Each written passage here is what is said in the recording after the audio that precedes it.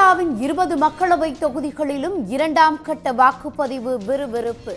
முதலமைச்சர் பினராயி விஜயன், நடிகர்கள் ஃபகத் ஃபாசில், டொவினோ தாமஸ் உள்ளிட்டோர் வாக்களித்தனர்.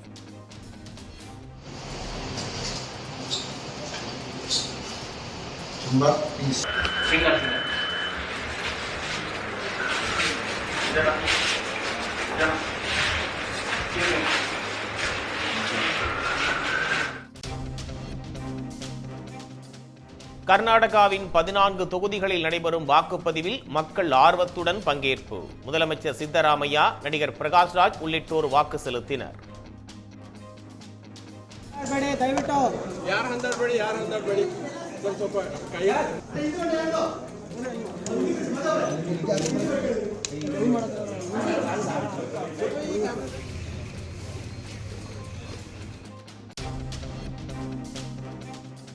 ஒப்புகை சீட்டுகளை 100% எண்ணக் கோரிய அனைத்து மனுக்களும் தள்ளுபடி.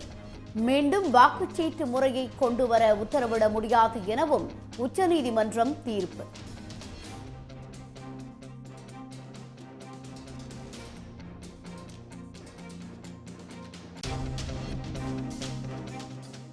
தேர்தல் முடிவுகளில் சந்தேகம் இருந்தால் இவிஎம் சிப்பை பரிசோதிக்கும்படி தோல்வியடைந்த வேட்பாளர்கள் கோரலாம். சட்டமன்ற தொகுதிக்கு 5% மின்னணு வாக்குப்பதிவு இயந்திரங்களை கட்டணம் செலுத்தி பரிசோதிக்கலாம் என்றும் அறிவிப்பு.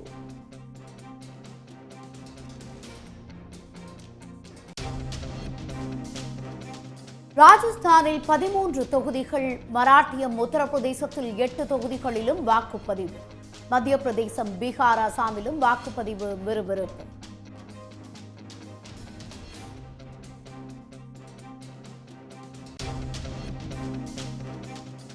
கர்நாடக தலைநகர் பெங்களூரில் ஜனநாயக கடமையாற்றிய 100 வயது மூதாட்டி சக்கர நாற்காலியில் வந்து வாக்கு செலுத்தினார்.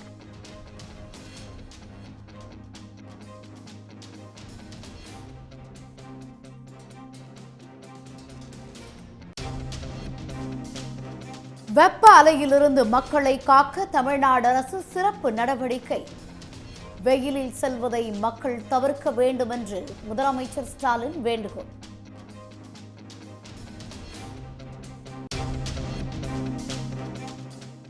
தங்கம் விலை சவரனுக்கு 360 ரூபாய் உயர்ந்தது. சென்னையில் ஆபரண தங்கம் 1 கிராம் 6755 ரூபாய்க்கும், சவரன் 54,040 ரூபாய்க்கும் விற்பனை.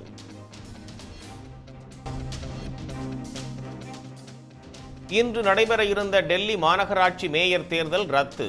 பாஜகவின் உத்தரவின் பேரிலேயே மேயர் தேர்தல் ரத்து செய்யப்பட்டுள்ளதாக ஆம் ஆத்மி அமைச்சர் அதிஷி குற்றச்சாட்டு.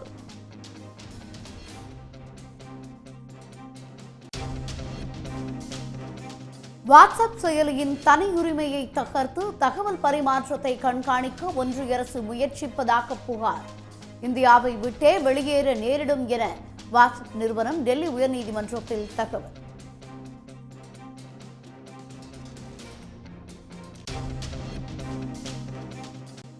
ஐபிஎல் கிரிக்கெட்டில் இன்று கொல்கத்தா, பஞ்சாப் அணிகள் மோதல். வெற்றி பெற இரு அணிகளும் முனைப்பு.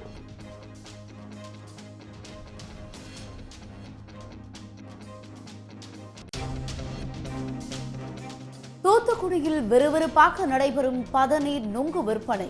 சிறுவர்கள் முதல் முதியவர்கள் வரை பதநீரை பருக ஆர்வம். உடனுக்குடன் செய்திகளை தெரிந்து கொள்ள சன் நியூஸ் பெல் ஐகானை கிளிக் பண்ணுங்க.